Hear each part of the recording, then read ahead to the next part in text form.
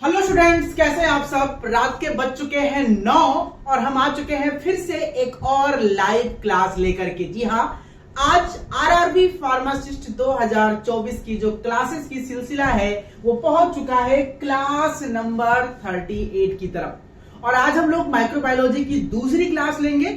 मेरे ख्याल से आखिरी क्लास भी हो सकती है, क्योंकि जो मैंने सिलेबस देखा है इससे ज्यादा बाहर से क्वेश्चन नहीं आते हैं। तो माइक्रोबायोलॉजी में आज चैप्टर नंबर 2 में हम वायरस, फंगस और प्रोटोजोआ से होने वाली कुछ डिजीज के बारे में बात करेंगे। क्लास नंबर 1 में हम लोगों ने क्लासिफिकेशन ऑफ बैक्टीरिया और डिजीज के बारे में डिस्कस किया। तो चलिए जल्दी से लोग लाइव जुड़ जाइए और क्लास को कंटिन्यू करते हैं। अच्छा, क्लास को कंटिन्यू करने के बाद मैं इस वीडियो के लास्ट में आप सबसे मॉक टेस्ट 2 का रिजल्ट शेयर करने वाला हूं कि क्या स्कोर रहा मॉक टेस्ट 2 का, कौन बच्चा टॉप किया, ये सारा कुछ डिस्कस मैं करूंगा मॉक टेस्ट 2 के लिए। अभी क्लास कंटिन्यू करते हैं। तो चैप्टर 2 स्टार्ट करते हैं। सबसे पहले बात करेंगे वायरस के बारे में। जैसे ही आपने बैक्टीरिया के बारे में पढ़ा था, वैसे ही कुछ इंपॉर्टेंट पॉइंट्स यहाँ पे आज हम डिस्कस करने वाले हैं वायरस के बारे में। ओके, पहली बात, स्टडी ऑफ वायरस को वायरोलॉजी कहते हैं। एक क्वेश्चन यहां से बन सकता है और ये माइक्रोबायोलॉजी की एक ब्रांच है। दूसरी, वायरस की फीचर्स क्या है। वायरस इस दुनिया के सबसे छोटे जीव हैं। इनसे भी छोटे जीव तो देखा जाए तो बैक्टीरियोफेज होते हैं, लेकिन फिलहाल वायरस जो है ये एक नॉन सेलुलर, मतलब ये ए सेलुलर है, यानी इनके बॉडी के जो सेल के ऑर्गन्स हैं वो डेवलप्ड नहीं है। जैसे बैक्टीरिया में न्यूक्लियस, माइटोकॉन्ड्रिया, बाकी पार्ट्स, राइबोसोम डेवलप थे, इनके पास अपना खुद का पूरी तरह से डेवलप्ड न्यूक्लियस भी नहीं होता है। नॉन सेलुलर एनिमल माने जाते हैं। Particle made up of genetic material, सिर्फ दो चीज से मिलकर बने होते हैं। बाहर एक प्रोटीन की लेयर होती है इस तरह से, और अंदर प्रोटीन की लेयर के अंदर एक जेनेटिक मटेरियल होता है। बस इतना ही वायरस के स्ट्रक्चर की कहानी है, यानी कि एक बाहर प्रोटीन की लेयर और अंदर एक जेनेटिक मटेरियल। और जेनेटिक मटेरियल डीएनए हो सकता है या आरएनए हो सकता है, दोनों नहीं होते। बाकी बैक्टीरिया वगैरह केस में, बाकी केसेस में डीएनए आरएनए दोनों पाए जाते हैं, ये खास तौर पे है। और ये can reproduction only in the living cell. बाकी एनिमल्स शरीर के बाहर भी अपना रिप्रोडक्शन करके अपनी संख्या को बढ़ा सकते हैं, लेकिन वायरस के केस में क्या है, जब वो किसी भी होस्ट की बॉडी से बाहर होगा तो as a non living behave करेगा। उसके अंदर कोई पॉसिबिलिटी नहीं है कि वो मल्टीप्लिकेशन करे, रिप्रोडक्शन करे, ग्रोथ करे। वो ह्यूमन बॉडी के अंदर या किसी भी होस्ट के अंदर जाकर ही ये पॉसिबिलिटीज उसको दिखाई देती है।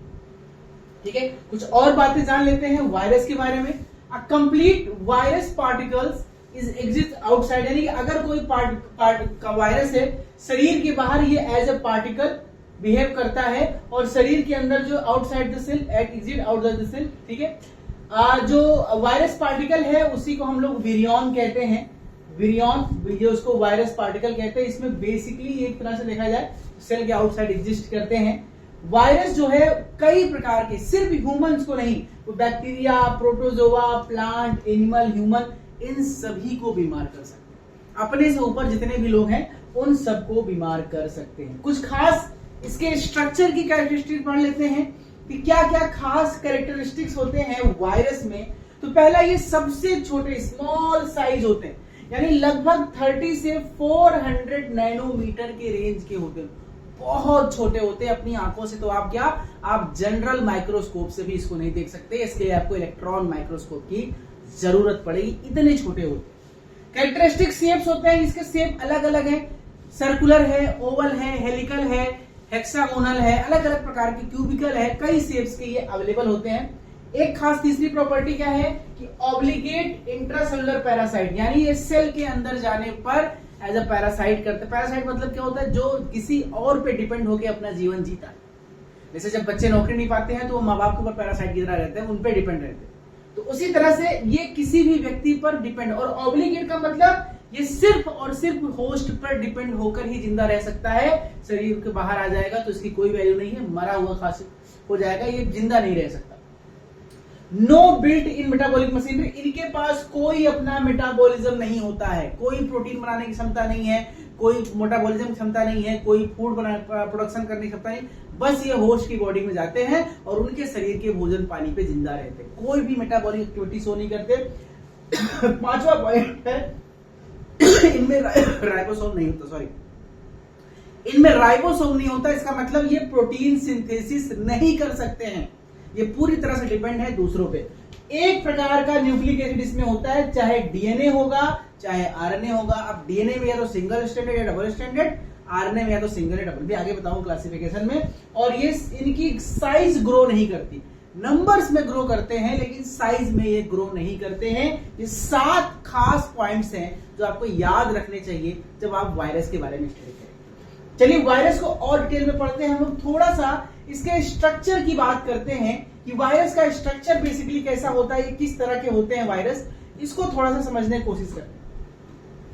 पहली चीज, virus contains with nucleic acid with protective protein coat. मैंने क्या बताया कि एक इसके अंदर न्यूक्लिक एसिड होता है और बाहर से एक प्रोटीन की कोट होता है, बस इतना ही वायरस के स्ट्रक्चर में होता है और कुछ नहीं होता। और इनको भी मार्फोलॉजिकली हम 2 कैटेगरी में बांट सकते हैं।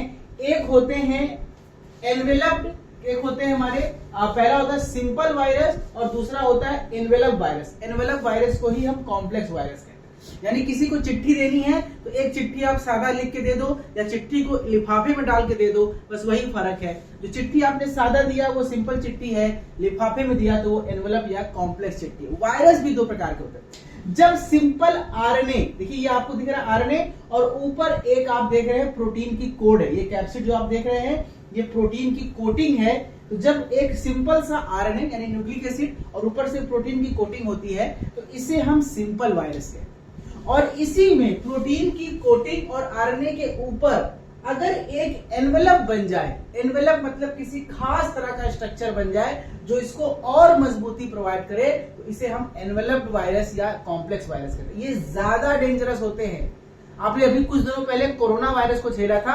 कोरोना वायरस जो है वो एनवेलप्ड वायरस था, उसके सरफेस पे कोरोना क्राउन शेप्ड का एक एनवेलप लगा हुआ था, इसलिए उसको क्राउन के कारण उसको कोरोना वायरस कहा जाता था। ठीक है, तो ये वायरस 2 प्रकार के होते हैं, सिंपल और एनवेलप्ड। आपको समझ में आ गया कि कैसे कैसे होता है। अभी और क्लासिफिकेशन देखते हैं, इट विल बी क्लियर। चलिए बात करते हैं अब क्लासिफिकेशन ऑफ वायरस में। तो पहला क्लासिफिकेशन है on the basis of presence of nucleic acid. मैंने क्या बताया कि भैया क्या होते हैं, या तो उसमें डीएनए होते हैं या तो आरएनए। बैक्टीरिया में दोनों हो सकते हैं, डीएनए भी आरएनए। वायरस स्पेशल केस है, इसमें सिर्फ या तो डीएनए होगा या सिर्फ इसमें आरएनए होगा।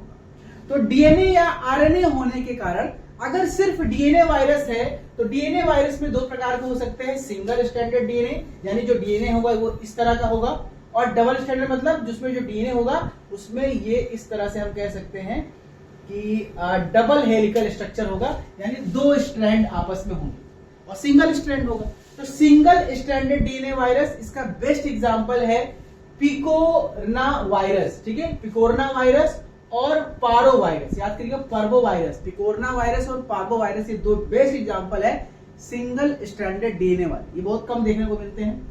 और वहीं पे डबल स्ट्रैंडेड डीएनए वाले जो वायरस हैं वो है एडिनो वायरस और herpes virus. Herpes virus exam में कई बार पूछा गया है कि हर्पीज वायरस किस तरह का वायरस होता है। ये डबल स्ट्रैंडेड डीएनए वायरस होता है, याद कर लो, herpes is the double stranded DNA virus. अब वहीं पे आते हैं हम लोग आरएनए वायरस की तरफ। तो आरएनए वायरस में भी वही कहानी है, या डबल स्ट्रैंडेड होगा या सिंगल स्ट्रैंडेड होगा। तो जो डबल स्ट्रैंडेड आरएनए वायरस है इसका एग्जांपल है रियो वायरस। रियो वायरस, रियो कैसा वायरस है, double stranded. What is this, double stranded. और वहीं पर सिंगल स्ट्रैंडेड आरएनए वायरस जो है इसी को हम रेट्रो वायरस भी कहते हैं। इसके सबसे ज्यादा एग्जांपल है पोलियो, हेपेटाइटिस, रेबीज जो कुत्तों काटने से फैलता है, बंदर काटने से फैलता है, इन्फ्लुएंजा। मैक्सिमम जो वायरस है जो सबसे ज्यादा खतरनाक हैं, जो बहुत तेजी से फैलते हैं, वो सिंगल स्ट्रैंडेड आरएनए है, जिसको रेट्रो वायरस भी कहते हैं। और कोरोना भी एसएस आरएनए था, सिंगल स्ट्रैंडेड, ताकि बहुत तेजी से फैलता है। ये जितने भी वायरस होते हैं बहुत तेजी से फैलते हैं, सिंगल स्ट्रैंडेड। तो याद हो गया, एग्जांपल याद करते चलिएगा। डबल स्ट्रैंडेड का एग्जांपल है, डबल स्ट्रैंडेड आरएनए वायरस बहुत कम देखने को मिलते हैं, एक एग्जांपल दिखता है रिवो वायरस, बाकी सिंगल वाले बहुत ज्यादा होते हैं। तो ये एग्जांपल हो गया classification on the basis of genetic material के आधार पर कौन सा। अब हम अगले क्लासिफिकेशन की तरफ चलते हैं, ऑन द स्ट्रक्चर और symmetry. What is the structure और सिमेट्री, जो आपका वायरस है उसका शेप कैसा है। शेप के आधार पर, से आपने बैक्टीरिया में पढ़ा था स्फेरिकल, कोकस, बैसिलस, कॉमा, उसी तरह से वायरस के भी शेप होते हैं। अगर सिंपल सा जो वायरस है उसके ऊपर एनवेलप है, वो एक कॉम्प्लेक्स वायरस है, तो इसका एग्जांपल है पॉक्स वायरस। आपने चिकन पॉक्स सुना होगा, स्मॉल पॉक्स सुना होगा, दोनों ही कॉम्प्लेक्स वायरस का एग्जाम्पल है, सुपर एनवेलप्ड है। अब अगला एग्जाम्पल है रेडियल सिमेट्री वायरस। इसका एग्जाम्पल है bacteriophage. What is the radial symmetry virus? आप देख पा रहे हैं इनके शेप में एक सिमेट्री है, एक हेक्सागोनल शेप है, इसमें सिमेट्री है। अगर हम इसको इस तरह से बनाए तो इस शेप में भी सिमेट्री है, 4 क्यूब्स है, ठीक है। तो ये जो सिमेट्रिकल शेप वाले वायरस होते हैं उसे हम बोलते हैं रेडियल सिमेट्री वायरस। एग्जाम्पल है बैक्टीरियोफेज। अब अगर किसी का शेप क्यूबोइडिकल है, जैसे ये आपका देखा जाए तो ये आपका देखा ये आपका हेक्सा, ठीक है, इस तरह से अगर हम वायरस का शेप देखें तो ये इस तरह से हेक्सा शेप हो गया या क्यूब शेप हो गया। ये देखिए क्यूब शेप। जब हेक्सा या क्यूबिकल शेप वायरस होते हैं तो उसका एग्जाम्पल है रियो वायरस और पिकोरना वायरस। तो रियो वायरस, पिकोरना वायरस जो है ये क्यूबिकल शेप होते हैं, ठीक है। वहीं पे जो रॉड शेप, ये इस तरह से रॉड शेप या इस तरह से स्पाइरल शेप जो वायरस होते हैं, हेलिकल वायरस होते हैं, उसका एग्जाम्पल है पैरामाइक्सो वायरस और आर्थोमिक्सो वायरस। याद कर लीजिएगा, मिक्सो वर्ड इसमें कॉमन आएगा, मिक्सो, पैरामिक्सो, आर्थोमिक्सो, ये दोनों स्पेरिकल या हेलिकल शेप्ड होते हैं। एग्जाम्पल याद करते चलो, वीडियो को नोट करना। पीडीएफ ऑलरेडी अवेलेबल है आपके बैचेस में और फ्री में, और जो कोर्स ले चुके हैं उनके अंदर ये डाउनलोड का ऑप्शन भी है। तो ये सारी चीजें हैं। तो आप लोगों ने कहा था कि सर वो ब्लैक बैकग्राउंड वाला प्रिंट आउट करने में दिक्कत आती है, तो मैंने क्या किया कि अब आप देखेंगे उसी कोर्स में कुछ इन्वर्टेड पीडीएफ अपलोड है, इन्वर्टेड फॉर्म में लिखा है। इसका मतलब उसको आप प्रिंट आउट करा सकते हो, उसमें बैकग्राउंड ब्लैक नहीं मिलेगा, ठीक है। ये एग्जाम्पल याद हो गया। चलिए आगे बढ़ते हैं। अगला है on the basis of host range. Host का मतलब है कि किसको इन्फेक्ट कर रहा है। एनिमल को इन्फेक्ट कर रहा है, वायरस को इन्फेक्ट कर रहा है, ह्यूमन को इन्फेक्ट कर रहा है, इंसेक्ट को इन्फेक्ट कर रहा है, प्लांट को इन्फेक्ट कर रहा है, या खुद बैक्टीरिया को इन्फेक्ट कर रहा है। किसको इन्फेक्ट कर रहा है उसके आधार पर भी हम क्लासिफाई कर सकते हैं। पहला है प्लांट वायरस। ऐसे वायरस जो किसी भी प्लांट को इन्फेक्ट करते हैं, जैसे एग्जांपल बस याद कर लो, potato virus, tobacco mosaic virus, ये बहुत फेमस है, इसी ने सबसे पहला एंटीबायोटिक बनाया था। Beet yellow virus, turnip yellow virus, cauliflower mosaic virus, ये सारे के सारे वायरस आप देख रहे हैं, नाम से लग रहा है कि प्लांट्स को इफेक्ट करते हैं। दूसरा बैक्टीरियोफेज, ऐसा वायरस जो बैक्टीरिया को इफेक्ट करता है, ठीक है। ये सारे के सारे एग्जाम्पल है बैक्टीरियोफेज के। इसका नाम है DNA virus, MV11, RNA virus और लैम्डा पेज, ये सारे जो बैक्टीरियोफेज के नाम। और इंसेक्ट वायरस की बात करें, ऐसे वायरस जो किसी कीड़े मकोड़े को इफेक्ट करते हैं, वो है हमारे एस्को वायरस, विरियॉन्स, इंटोमोपॉक्स, ठीक है। ये एंटेमोपॉक्स याद करना एग्जाम में आया हुआ है। इंटेमोपॉक्स और एस्को वायरस इंसेक्ट को प्रभावित करते हैं, बाकी ह्यूमन को प्रभावित करने वाले जो अपने आपने ऊपर नाम पढ़े थे वो एग्जाम्पल याद कर लो, सारे के सारे ह्यूमन को इफेक्ट करने वाले वायरस। अगला है classification on the basis of mode of transmission. कैसे फैल रहा है, जैसे कोरोना हवा से फैल रहा था, सांस ले रहे हैं तो ड्रॉपलेट निकल रहा है, दूसरा व्यक्ति नहीं कर रहा उसको हो रहा है। तो कैसे कोई बीमारी, वायरस जो एक शरीर से दूसरे शरीर में फैल रहा है, उसके आधार पर भी क्लासिफाई किया गया है। ये सारे नोट्स बड़े बड़ा ढूंढ ढाड़ के बनाए जाते हैं आपकी तैयारी के लिए। एयरबॉर्न वायरस जो हवा के द्वारा फैलते हैं वो क्या होते हैं, एग्जाम्पल है उसका स्वाइन फ्लू और राइनो वायरस। सर्दी जुकाम होता है, राइनो वायरस क्या है, सर्दी जुकाम वाला वायरस। ये खास तौर पे सारे रिस्पिरेटरी ट्रैक्ट को इफेक्ट करते हैं, इसमें हम कोरोना भी ऐड कर सकते हैं, जो एयरबॉर्न डिजीज, एयरबॉर्न वायरस है। फीकल ओरल रूट मतलब जब किसी भी रास्ते से अगर आप कहीं लैट्रिन करने गए हैं तो फीकल रूट से अगर गंदगी में आसपास बहुत बाथरूम में गंदगी है, या कहीं खेत में आप गए हैं, अब तो लोग खेत मैदान कम जाते हैं, गाँव में जाते थे पहले, अब तो मोदी जी सबको शौचालय बना दे दिए हैं। तो फीकल ओरल रूट वगैरह से भी, या मुंह से कोई चीज गंदी चीज आपने खा लिया बिना धुले बिना साफ किए, फल सब्जी, तो ये जो फीकल ओरल रूट से फैलता है। इस वायरस के एग्जांपल जैसे हेपेटाइटिस, गंदा पानी पीने से, अगर आपको गंदा पानी आप पी रहे हैं तो आपको हेपेटाइटिस ए वायरस हो सकता है। पोलियो वायरस भी चांसेस है, और रोटा वायरस, ये तीनों वायरस जो है, रोटा वायरस भी याद रखिएगा, ये फीकल ओरल रूट से फैलता है। कैसे याद करेंगे, रोटा मतलब रोटी, रोटी कैसे खाते हो, मुंह से, ओरल रूट से खाते हो, तो ओरल वाला एग्जाम्पल है ये। बाकी पोलियो आप ड्रॉप मुंह से पीते हो तो ओरल हो गया, और हेपेटाइटिस आप जानते हैं कि चारों तरफ फैला है, लीवर खराब, आपका जो लीवर खराब होता है, लीवर क्यों खराब होता है, गंदा पानी पीने से। तो इस तरह से आप इसको याद कर सकते, एग्जाम में आया हुआ क्वेश्चन है। सेक्सुअली ट्रांसमिटेड डिजीज, अगर किसी व्यक्ति को वो बीमारी है, वायरस इन्फेक्शन है, और उसके साथ अगर आप अनप्रोटेक्टेड सेक्स कर रहे हैं या अपने पार्टनर के साथ, तो वो आपको भी फैल सकता है, इसे बोलते हैं सेक्सुअली ट्रांसमिटेड डिजीज। इसका एग्जाम्पल है बेहतरीन वो है रेट्रो वायरस और ह्यूमन पैपिलोमा वायरस, और एक एग्जाम्पल बहुत इंपॉर्टेंट है HIV, ह्यूमन इम्यूनोडिफिशियंसी वायरस। ठीक है, ये सारे के सारे एग्जाम्पल हैं सेक्सुअली डिजीज के। और एग्जाम्पल देख लेते हैं, ट्रांसफ्यूजन ट्रांसमिटेड इन्फेक्शन। इसमें मतलब क्या है कि अगर हो सकता है किसी व्यक्ति को कोई वायरस इन्फेक्शन था और आपने उसका ब्लड ले लिया, उसका प्लेटलेट, उसका ब्लड या किसी प्रकार का ब्लड का ट्रांसफ्यूजन हो गया एक दूसरे से, तो वो फैलेगा। एग्जाम्पल है hepatitis B. Hepatitis B blood transfusion से फैलता है, हेपेटाइटिस ए गंदे पानी से। ह्यूमन इम्यूनोडिफिशियंसी, HIV वायरस बी के साथ दिक्कत है। HIV वायरस अगर किसी भी इन्फेक्टेड HIV का ब्लड आपके शरीर में चला गया तो आपको भी हो सकता है, ये हो गया। और अगला है जूनोसिस, मतलब जो किसी जानवर के काटने से, किसी मच्छर, मक्खी, पतंग, बंदर, कुत्ता, चूहा, बिल्ली, किसी भी जानवर के द्वारा अगर आपको फैल रहा है उसे कहते हैं जूनोसिस। इसमें एग्जांपल है रेबीज, कुत्ता काटने से, बंदर काटने से, alpha virus, flavi virus, Ebola virus, swine flu, ये सारे के सारे जो हमारे, स्वाइन फ्लू में तो बेसिकली एयरबोर्न में आएगा, होता सुअर के जरिए है, लेकिन सुअर से पहली बार देखा गया था, वैसे होता है एयरबोर्न, स्वाइन फ्लू एयरबोर्न। ये सारे सारे एग्जांपल हो गए। ठीक है, और कुछ सारे एग्जाम्पल। अब चलिए वायरस से होने वाली कुछ खास बीमारियों के बारे में चर्चा कर लेते हैं, इनका नाम याद कर लेते हैं, क्योंकि एग्जाम में ये क्वेश्चन आते हैं कि कौन सा बीमारी किस वायरस के द्वारा फैलता है। जैसे कॉमन कोल्ड, नॉर्मल सर्दी जुकाम बेटा जो है ये राइनो वायरस से फैलता है। चिकन पॉक्स, स्मॉल पॉक्स आप जानते हैं, ये है वेरिसिएला वायरस, वेरियोला वेरिसिएला। कुत्ते वाला जो रेबीज है वो रेबीज लाइसे वायरस से फैलता है। हेपेटाइटिस जो है वो हेपेटाइटिस ए, हेपेटाइटिस बी और हेपेटाइटिस सी वायरस से फैलता है।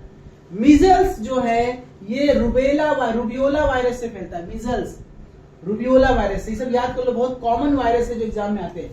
पोलियो जो है पोलियो आपका वायरस से, इन्फ्लुएंजा जो है इन्फ्लुएंजा वायरस से, एंसेफेलाइटिस जो है वो हर्पीज वायरस से, और जो मम्स आजकल देखते हैं, जो आजकल सीजन में गले में सूजन आ जाती है, यहाँ पे मम्स जो है वो पैरामिक्सो वायरस के द्वारा फैलता है। ठीक है, तो याद रहेगा सारा का सारा। तो ये सारे के सारे एग्जाम्पल बहुत इंपॉर्टेंट है जो वायरस से रिलेटेड है, ये चीजें याद रखिएगा क्वेश्चन को। अब चलिए आप थोड़ा सा बढ़ते हैं अब फंगस की तरफ। जैसे आपको पता है फंगस से भी कई बीमारियां होती है, मशरूम। ये फंगस जो है वो प्लांट कैटेगरी में हम इसको ले सकते हैं, इसको एनिमल कैटेगरी से बाहर रखेंगे। ये एल्गी और फंगी जैसा होता है, तो फंगस से भी कुछ जान लेते हैं। फंगी जो है एक तरह का जो फंगी वर्ड है ये बहुवचन है, प्लूरल वर्ड है, और इसका सिंपल जो फॉर्म है वो फंगस है, यानी एक फंगस को फंगस कहेंगे तो ग्रुप को हम फंगिस कहते हैं। और ये लैटिन वर्ड फंगोर से मिलकर के बना है। फंगी जो होते हैं इसकी प्रॉपर्टी, ये ए क्लोरोफिलस होते हैं, मतलब इनमें क्लोरोप्लास्ट नहीं पाया जाता। क्लोरोप्लास्ट नहीं पाया जाएगा तो ये फोटोसिंथेसिस नहीं करेंगे, अपना भोजन खुद नहीं बनाएंगे, यानी ये ऑटोट्रॉफ ना होकर के हेट्रोट्रॉफ होते हैं, किसी दूसरे प्लांट या एनिमल पर डिपेंड करते हैं। हेट्रोट्रॉफिक हो गए, दूसरे पे डिपेंड करते हैं। यूकैरियोटिक, यानी इनका सेल पूरी तरह से डेवलप होता है बैक्टीरिया वायरस के कंपेयर में, तो ये यूकैरियोटिक होते हैं, क्योंकि बाकी सब क्या होते हैं, प्रोकैरियोटिक। थैलोफाइटा, थैलोफाइटा का मतलब होता है जब भी किसी प्लांट का जो थैलस वाला पोर्शन है, जो लीफ वाला पोर्शन है, वो प्रॉपर डेवलप हो, उसमें रूट आपको दिखाई दे, उसे थैलोफाइटा कह सकते हैं।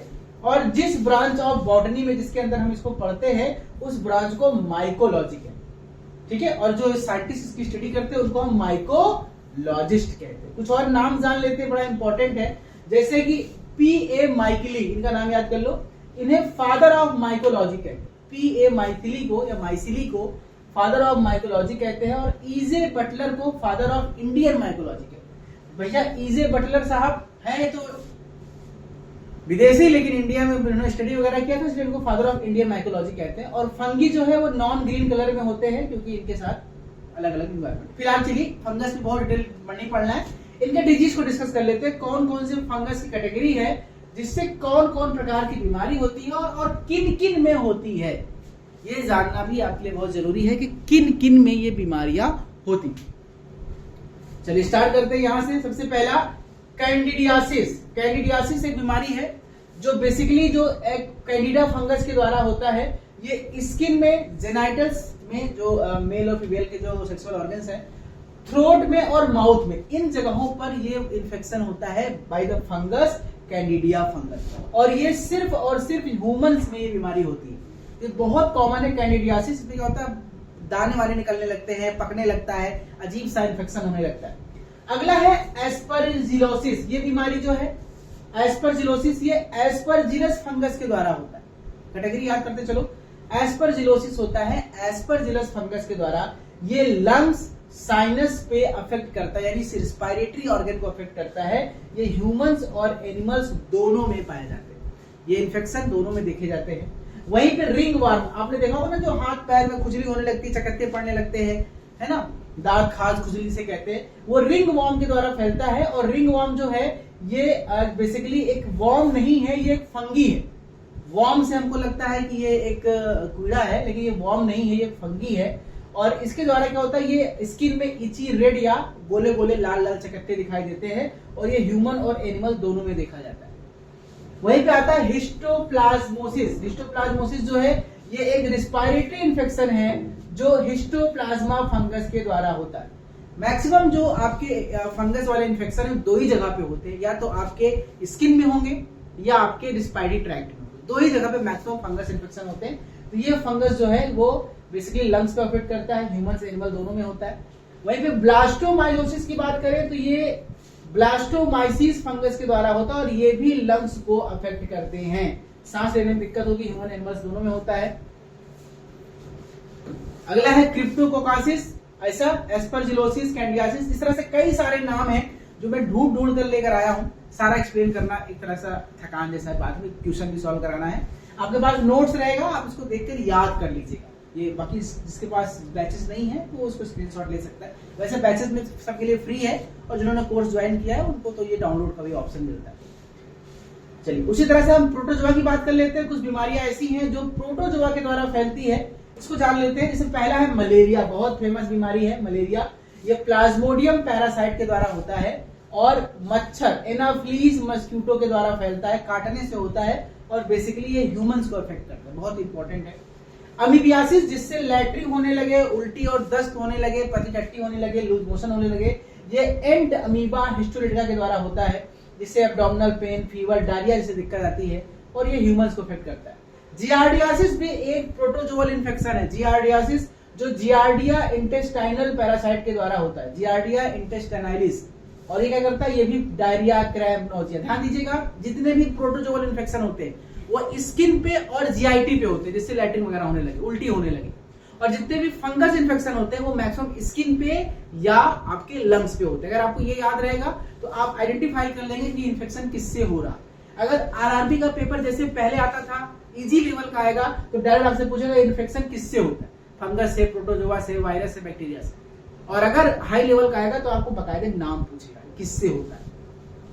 टोक्सोप्लाज्मोसिस हो गया, क्रिप्टोस्पोडियासिस हो गया। इसी तरह से बेटा 3, 4, 5 नाम और हैं, इसको आप देख लीजिएगा। ये इंपॉर्टेंट है, लेशमेनियासिस। ये लेशमेनियासिस क्या होता है, एक लेशमीनिया पैरासाइट होता है, उसके द्वारा होता है। और एक सैंड फ्लाई, जो मक्खी होती है ना, सैंड फ्लाई के काटने से या उसके इन्फेक्शन से फैलता है लेशमेनियासिस, और ये ह्यूमन एनिमल दोनों को प्रोटेक्ट करता है। ठीक है, बाकी ये सब चीजें आप देख ही रहे हैं। और एक यहाँ पे ट्रिप्नोसोमासिस चैगाज, ये भी इसको अफ्रीकन स्लीपिंग सिकनेस भी कहते हैं, आदमी सोता ही रहता है। ये ट्रिप्नोसोमा क्रूजी के द्वारा फैलता है, ये भी एग्जाम में आया हुआ क्वेश्चन है, इसको भी देख लीजिए। और बाकी चीजें आप एक बार देख लीजिए।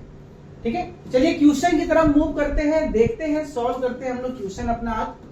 तो थोड़ी सी आप लोग देख लीजिए, लाइव कितने लोगों ने देख लेता हूँ, ठीक ठाक लोग संख्या है लाइव की। तो क्वेश्चन स्टार्ट करते हैं हम लोग बिना लेट किए हुए, ऑलरेडी क्लास लंबी हो रही है। तो चलिए स्टार्ट करते हैं। क्वेश्चन नंबर 1 आपकी स्क्रीन पे ये रहा, what is the characteristic of size range of virus. Virus का साइज क्या होता है, 1 से 10 माइक्रोमीटर, 30 से 40 नैनोमीटर, 1 से 10 नैनोमीटर, या 500 से 1000 नैनोमीटर। अगर आपको याद आ रहा हो नोट्स तो पहले ही पेज में पढ़ाया था। सही जवाब है option number B, this is the 30 to 40 nanometre. Question number 2, which of the following is not a general characteristic of virus. इसमें से कौन सा वायरस का जनरल कैरेक्टरिस्टिक नहीं है। राइबोसोम का होना वायरस में तो नहीं होता है। ऑब्लिगेट इंट्रासेलुलर पैरासाइट, ये भी सही लग रहा है। स्मॉल साइज, ये भी ठीक है। Lack of built in metabolic machinery, वैसे सबसे बेस्ट जो है इसमें से कौन जनरल कैरेक्टरिस्टिक नहीं है। ये भी कैरेक्टरिस्टिक है, ये भी है, ये भी है, ये नहीं है। राइबोसोम नहीं होता है, ये ऑप्शन नंबर ए यहाँ पे सही होगा। Question number 3, which group of virus is envelope. जो वायरस एनवेलप होते हैं उन्हें क्या कहते हैं, DNA virus, naked virus, complex virus या आरएनए वायरस। याद होगा बताया था आपको, बहुत अच्छे से एक्सप्लेन किया था, चिट्ठी 2 प्रकार की है ना।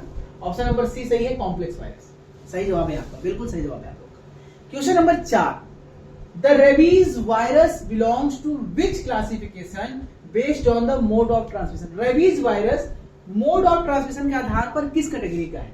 एयरबॉर्न है, फीकल ओरल है, सेक्सुअली है या जूनोसिस है? कैसे फैलता है रेबीज? बंदर और कुत्ते काटने से। बंदर और कुत्ते क्या है? जानवर है। ऑप्शन नंबर डी सही है, this is the zoonosis category में आता है। ये बहुत अच्छे क्वेश्चन है आपके आरआरबी की तैयारी के लिए, ठीक है। Question number 5, which virus is helical symmetry, जिसका शेप हेलिकल होता है। हेलिकल मतलब आप समझ रहे इस तरह से। इन्फ्लुएंजा, एडिनो, हर्पीज या पॉक्स वायरस। अब आपको याद होगा मैंने नोट्स में वहां पे बताया था कौन सा वायरस जो है वो हेलिकल शेप में है। अब वहां पे जाके एग्जांपल देखिएगा और बताइए इसमें सही जवाब कौन सा है। इसका जवाब आपको कमेंट सेक्शन में देना। थोड़ा सा आप वीडियो के बाद नोट्स तो पलटेंगे ही, इसी बहाने ऐप को खोल करके। तो ये क्वेश्चन नंबर 5 में छोड़ रहा हूं, आपके ऑप्शन का इंतजार करूंगा। Question number 6, what is the mode of transmission of swine flu. Swine flu कैसे फैलता है? वैसे होता ये सुअर से है, लेकिन सुअर के खाने से नहीं होता। पहली बार सुअर में देखा गया था इस फ्लू को, इसलिए इसका नाम स्वाइन फ्लू। लेकिन फैलता कैसे है? हवा के जरिए। तो इसमें ऑप्शन दिया है 4, एयरबॉर्न, फीकल, सेक्सुअली या जूनोसिस। तो ऑप्शन नंबर यहाँ पे ए है, एयरबॉर्न। अक्सर लोग गलती क्या करेंगे, वो लगा देंगे जूनोसिस को, सुअर से फैलता है। सुअर की वजह से ये ग्रो होता है, सुअर में पाया जाता है, लेकिन ये ह्यूमंस में फैलता है सांस के द्वारा, एयरबॉर्न के द्वारा। ऑप्शन नंबर ए करेक्ट है यहाँ पे। Question number 7, which virus is transmitted through sexual contact. इनमें से कौन सा वायरस है जो सेक्सुअल कॉन्टेक्ट से फैल सकता है? Hepatitis, polio, human papilloma virus या रेबीज। तो देखिए यहाँ पे एचआईवी नहीं है, लेकिन वहां पे 3 नाम मैंने बताए थे। उसका सबसे सही जवाब क्या है? ऑप्शन नंबर सी सही है, human papilloma virus. Question number 8 की तरफ मूव करते हैं। Which classification of virus infect bacteria. कौन सा इसमें ऐसा वायरस है जो बैक्टीरिया को इन्फेक्ट करता है? Plant virus, bacteriophage, insect, animal. बहुत इजी क्वेश्चन है, बहुत इजी है, सबका जवाब बिल्कुल सही आ चुका है। Option number B, bacteriophage. Question number 9, what is the shape of reo virus. Reo virus का शेप क्या होता है? अगर आप पर क्लासिफिकेशन आपको याद होगा तो आप जान लेंगे। कॉम्प्लेक्स है, आइकोसाहेड्रल है, हेलिकल है या ध्रुवोइडल। ठीक है, ऑप्शन नंबर इसका बी सही है, आइकोसाहेड्रल होता है। क्वेश्चन नंबर 10 की तरफ चलते हैं। Which virus is responsible for hepatitis B. किस वायरस से फैलता है? Picorna virus, paramyxo virus, retrovirus या हिपेडना वायरस। तो हेपेटाइटिस वायरस के लिए सबसे इंपॉर्टेंट कौन सा है? जवाब नंबर है option number D, hepadna virus. Question number 11, tobacco mosaic virus जो है किसको इन्फेक्ट करता है? टोबैको मोजैक, नाम से लग रहा है टीएमडी वायरस। कहां पाया गया था? तंबाकू की पत्ती में। तंबाकू पत्ती क्या है? पेड़ है। Animal, plant, bacteria, humans. और सही जवाब है ऑप्शन नंबर बी, प्लांट। ठीक है। Question number 12, which virus has double stranded DRNA. RNA है डबल स्ट्रैंडेड वाला। एग्जांपल याद कराया था आपको, डीएस आरएनए बहुत रेयर है, सिंगल आरएनए बहुत कॉमन है। रेबीज, इन्फ्लुएंजा, रियो या पोलियो। वैसे इसमें सारे में से जो मुझे लग रहा है कि उसमें से रियो वायरस जो है वो मेरे ख्याल से डबल स्टैंडर्ड है, बाकी सारे के सारे सिंगल है। तो ऑप्शन नंबर सी सही है। एक बार क्रॉस चेक कर लेना मेरे नोट्स, ठीक है। क्वेश्चन नंबर 13 की तरफ मूव करते हैं हम लोग। क्वेश्चन नंबर 13 आपके स्क्रीन पे ये रहा कि which virus is transmitted through blood transfusion. खून, रक्त चढ़ाने से कौन सा फैल सकता है? हेपेटाइटिस बी, राइनो, हर्पीज या रोटा वायरस। अब यहाँ पे देखिए एचआईवी का ऑप्शन नहीं दिया। हेपेटाइटिस बी मैंने क्या बताया था कि बी ब्लड, याद आ रहा है कुछ? ऑप्शन नंबर ए सही है। यहाँ पे एचआईवी होता तो वो सही होता। क्वेश्चन नंबर 14, एस्को वायरस और इंटोमोपॉक्स वायरस, ये दोनों किसका एग्जाम्पल है? एस्को वायरस और इंटोमोपॉक्स ह्यूमन पे इफेक्ट करते हैं, प्लांट पे, इंसेक्ट पे या बैक्टीरिया पे? याद आ रहा है कुछ? क्वेश्चन छोड़ दे रहा हूं मैं, कर लोगे? ठीक है, ऑप्शन नंबर सी सही है, इंसेक्ट। एक बार देख लेना जाएगा, ये सही ऑप्शन है। क्वेश्चन नंबर मूव करते हैं हम लोग 15 की तरफ।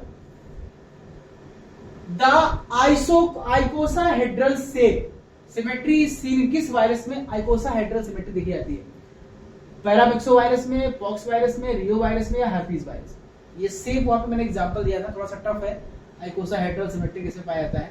एक बार उसको जाके देखिएगा, मेरे ख्याल से इसका ऑप्शन रियो वायरस सही लग रहा है, लेकिन एक बार आप क्रॉस चेक करिएगा। Question number 16, which virus is transmitted through contaminated water और फूड? दूषित खाना पानी से कौन सा वायरस फैलता है? यानी जो ओरल वाले होंगे, फीकल वाले, रेबीज, इन्फ्लुएंजा, हेपेटाइटिस ए और रोटा वायरस। बताइए। बिल्कुल सही जवाब, ऑप्शन नंबर सी सही है, hepatitis A virus. Question number 17 की तरफ चलते हैं। The virus responsible for causing AIDS, AIDS किस वायरस के कारण हो रहा है? Hepatitis, HIV, Ebola, herpes. तो इसको तो जवाब बच्चा दे सकता है, option number B. What is the mode of transmission of rota virus? कैसे फैलता है रोटा वायरस, किस जरिए से? एयरबॉर्न है, फीकल ओरल है, सेक्सुअली है या जूनोसिस है?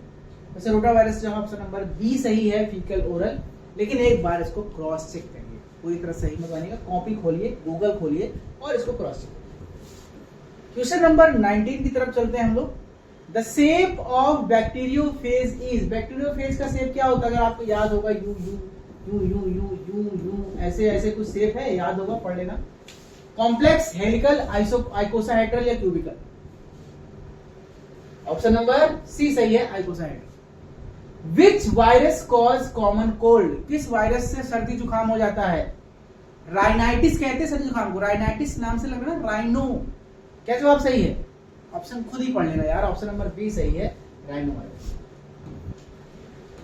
क्वेश्चन नंबर 21 की तरफ मूव करते हैं। What disease is caused by plasmodium parasite and transmitted through the bite of anopheles mosquito? Plasmodium है और मच्छर के काटने से हो रहा है, कौन सा? बहुत ही फेमस बीमारी है। इसका जवाब तो बच्चे को पता है। चारों ऑप्शन देख लीजिए, जवाब आ चुका है। जी हाँ, ऑप्शन नंबर सी सही है, मलेरिया। क्वेश्चन नंबर 22 की तरफ चलते हैं। Which disease leads to gastrointestinal symptoms as diarrhoea, nausea, cramp? किस बीमारी में मनुष्य और जानवरों में पेट में दर्द, दस्त, नोजिया, वोमिटिंग शुरू हो जाता है? लेशमियासिस में, क्रिप्टोस्पोडियासिस में, बबेसियोसिस में या रिंग वॉर्म में? देखिए, रिंग वॉर्म जो इंफेक्शन है वो स्किन का होता है। वैसे ये डिजीज जो है वो बेसिकली ये तो सैंड फ्लाई से होता है, ये भी नहीं है। इसका जो सही जवाब है, ऑप्शन नंबर सही है, वो cryptosporidiosis. Question number 23, what parasite cause the disease known as Chagas disease? Chagas, ये बहुत अच्छा क्वेश्चन एग्जाम में आया, याद कर लो। कौन चंगा है? चंगा मतलब चगास मतलब चंगा, चंगा मतलब पंजाबी वर्ड है, सब ठीक ठाक, सब चंगा दी। कौन चंगा है? आपके गुरुजी चंगा है। कौन चंगा है? गुरुजी। गुरुजी का मतलब गुरुजी। ऑप्शन देखिए कौन सा सही लग रहा है। चार ऑप्शन दिया है, क्रिप्टोकोकस फंगस, ट्रिप्नोसोमा कुरुजी, टॉक्सोप्लाज्मा गोनाइडी और एमेबा प्लास्टिक। ऑप्शन नंबर बी, यहाँ पे देखिए कुरुजी आ गया ना, गुरुजी आपके चंगा है एकदम, याद कर लो, बहुत बार एग्जाम में आया हुआ है, ट्रिप्नोसोमास कुरुजी। ठीक है। Question number 24, Which disease is transmitted through the bite of infected sand fly? Sand fly के काटने से या इन्फेक्शन से कौन सा बैक्टीरिया वायरस डिजीज फैलता है? मलेरिया, जियार्डिसिस, लेशमियासिस, क्रिप्टोस्पोडियासिस। बताया थोड़ी देर पहले, याद है किसी को? ठीक है, कुछ लोग का जवाब सही आ रहा है। जी हाँ, ऑप्शन नंबर सी सही है, leishmaniasis. Question number 25, babesiosis is a tick borne disease. Tick borne, tick खटमल टाइप का मच्छर होता है, कीड़ा होता है, उससे फैलता है। वो क्या अफेक्ट करता है? रेड ब्लड सेल को, स्किन को, लंग्स को, लीवर को। बबेसियासिस जो है वो हमारे ब्लड को अफेक्ट करता है। Option number A, RBC. एक बार चेक कर लेना, स्किन भी मुझे लग रहा है, लेकिन ऑप्शन नंबर ए मुझे कंफर्म है। एक बार आप देखिए। चलिए क्वेश्चन थोड़ा सा बढ़ाते हैं, क्वेश्चन नंबर 26 की तरफ चलते हैं। थैलेरियोसिस प्राइमरली अफेक्ट, जो आपका ये एक प्रोटोजोआ है, ये इस क्या अफेक्ट करता है? ह्यूमन को, डॉग्स को, कैटल एंड अदर रूमिनेंट को, बर्ड्स। तो बेसिकली ये जानवर परेशान करता है जानवरों को, जो किसानों के जानवर होते हैं, भैंस, गाय। तो ऑप्शन नंबर इसका सी सही है, कैटल एंड अदर, जितने भी चरगुड़िया आपके जो चरवाहे दूध देने वाली गाय जंतुएं हैं उनको अफेक्ट करता है। Candidiasis commonly affect which part of the body? किस पार्ट को? लंग्स को, skin, genital, throat and mouth को, डाइजेस्टिव सिस्टम, रेस्पिरेटरी सिस्टम को, आरबीसी। याद आ गया कुछ? अगर याद होगा मिलता है तो बहुत इंपॉर्टेंट है, कैंडिडियासिस आता है एग्जाम में। और जी हाँ, ऑप्शन नंबर बी सही है, ये स्किन, जेनाइटल, थ्रोट और माउथ को अफेक्ट करता है। क्वेश्चन नंबर 28 की तरफ चलते हैं। Aspergillosis is a common in which animal group specially poultry. किस प्रकार के मुर्गी और मुर्गियों में जो पोल्ट्री वाले जो जानवर हैं, मुर्गी, बतख, इनमें एस्परजिलस का कौन सा जो ग्रुप है किसको अफेक्ट करता है? तो पोल्ट्री से नाम लग रहा है, ऑप्शन नंबर बी सही है, birds. Question number 29, which type of infection does Cryptococcus fungi? Cryptococcus fungus से कौन सा इन्फेक्शन होता है? स्किन का, लंग्स और सीएनएस का, डाइजेस्टिव का और मसल्स। क्रिप्टोकोकस फंगी जो है बेसिकली लंग्स को अफेक्ट करता है और सीएनएस को। ऑप्शन नंबर बी, इसको भी क्रॉस चेक कर लीजिएगा, ए भी हो सकता है।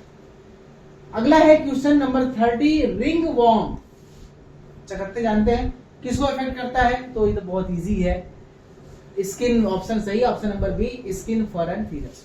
ठीक है, क्लियर हो गया। अब चलिए, जैसा कि मैंने बात किया था, टाइम क्या हो रहा है, बहुत लंबा टाइम तो नहीं हो रहा, ठीक है, मैं थोड़ा सा 5 मिनट समय ले ही सकता हूँ, ऐसा कोई दिक्कत नहीं है। ठीक है, अब हम चलते हैं थोड़ा सा अपने एप्लीकेशन में और देखते हैं कि क्या स्कोर रहा दूसरे मॉक टेस्ट का। जी हाँ, जो दूसरा मॉक टेस्ट हुआ था उसका स्कोर कैसा है, कितना अच्छा स्कोर आप लोगों ने पाया है। चलिए थोड़ा सा एक बार उसका ओवरव्यू ले लेते हैं हम लोग। ठीक है, दूसरे मॉक टेस्ट का ओवरव्यू ले लेते हैं। ये दूसरा मॉक टेस्ट ओपन हो रहा है मेरे सामने ऐप में। This is second mock test और इसका व्यू स्टार्ट कर लेते हैं। देखिए भैया, सेकंड मॉक टेस्ट को अब तक 110 बच्चों ने दिया है। ये संख्या ज्यादा होनी चाहिए थी। सबको मॉक टेस्ट देना है, ये बहुत जरूरी है यार। कितनी भी अच्छी तैयारी कर लो, कितने सारे किताब पढ़ लो, कुछ भी कर लो, जब तक अपनी कमियां नहीं जानोगे आप वो गलती को कैसे कम करोगे। और सिलेक्शन यार जरूरी है। 5 साल में वैकेंसी आ रही भाई, हर साल नहीं आती कि चलो इस बार नहीं तो अगले साल हो जाएगा। अगले साल हो सकता है वैकेंसी आए, आप ओवर एज हो चुके रहेंगे, आप फॉर्म ही नहीं भर पाएंगे। इसमें देखिए, इसमें जो टॉपर्स के मैं नाम बता दे रहा हूं, नित्या पांडे जी हैं, जिनका स्कोर है, नित्या पांडे जी का 73.75, बहुत अच्छा स्कोर है, 100% सिलेक्शन इनका फिक्स है। सेकंड नंबर पर अरिंदम रॉय जी हैं, जिनका स्कोर है 68.75। थर्ड नंबर पे राज गुप्ता जी हैं, इनका 67.25। फोर्थ नंबर पे आयुष जी है, इनका स्कोर है 64। फिफ्थ नंबर पे आदर्श कुमार, इनका स्कोर है 60। और सिक्स्थ नंबर पे ज्योति पटेल है 57.5। बस यही तक मैं ले रहा हूं, क्योंकि जिसका स्कोर 60 तक पहुंच रहा है वो समझ के लिए उनका सिलेक्शन हो जाएगा। और जो 60 से कम है और 50 के आसपास है, 50 से 60 के बीच में, आपको मेहनत बढ़ानी पड़ेगी, वरना आप सिलेक्शन से चूक जाएंगे। और जो 50 से कम है, आप शायद सीरियस ही नहीं हैं तैयारी के लिए, आप सिर्फ फॉर्म भर के भीड़ बढ़ाना चाहते हैं। मैं बहुत कड़े शब्दों में कह रहा हूं, आप सीरियस ही नहीं। और जिनका स्कोर 20, 30, 15 आ रहा है तो बाकी करना बेकार है। अगर सिलेक्शन चाहते हो, अभी भी बहुत टाइम है। अगर सोचिए ये मॉक टेस्ट आप ना देते तो कैसे जानते कि मेरी कमी क्या है और मैं कहां पे बिलोंग कर रहा हूं, मुझे कितनी मेहनत और करनी है। इसी तरह से जब आप 10 से 12 बार मॉक टेस्ट दे देंगे ना एग्जाम से पहले, सोचिए कितना ज्यादा फायदा होगा आपकी तैयारी के लिए। अब यहाँ पे जो मेरे टॉपर इस बार के हैं नित्या पांडे जी, मैं थोड़ा सा इनका स्कोर शेयर करता हूँ, इसका स्कोर देखता हूँ कि इन्होंने कैसे टॉप किया, क्या इनकी एक्यूरेसी रही, क्या इनकी खास बात रही। नित्या पांडे जी का स्कोर 73.75 है। इन्होंने 100 में से 77 क्वेश्चन करेक्ट किए, बहुत बड़ी बात है। 77 और 17 क्वेश्चन इनके गलत है। अब आप नित्या जी, अगर आप ये 17 क्वेश्चन जो आपने गलत किया, अगर इसकी संख्या केवल 6-7 रहती, यानी आपने जो तुक्का एक्स्ट्रा मार दिया, तो आपका स्कोर जो है 85, 82 के आसपास होता, 82, 83 होता, और वो 100% सिलेक्शन और टॉपर्स की लाइन में रहता। फिलहाल कोई दिक्कत नहीं है, इन्होंने 5 क्वेश्चन छोड़े हैं और एक क्वेश्चन पे सबको ग्रेस मार्क मिला। क्वेश्चन गलत था तो सबको ग्रेस मार्क मिला। तो इस तरह से आप देखिए। बाकी रैंक वगैरह में नित्या पांडे जी का जो फर्स्ट रैंक है, इनका परसेंटाइल 99.4 है। अरिंदम जी सेकंड पे है, राजगुप्ता जी थर्ड पे है। ठीक है, ये इनका जो ग्रेड है वो ए है। ये ओवरऑल पूरा टेस्ट का पैटर्न। तो चलिए अगला टेस्ट जो होगा, अब आप देख लीजिए कि इस बार तारीख कितनी थी, 12। तो 12 से 15 दिन और ले लीजिए, मेरे ख्याल 27 मई के आसपास आपका थर्ड मॉक टेस्ट होगा। तैयारी करते रहिएगा, सिलेबस वही रहेगा जो पढ़ा। मिलते हैं आपसे नेक्स्ट क्लास में। Thank you so much, take care, love.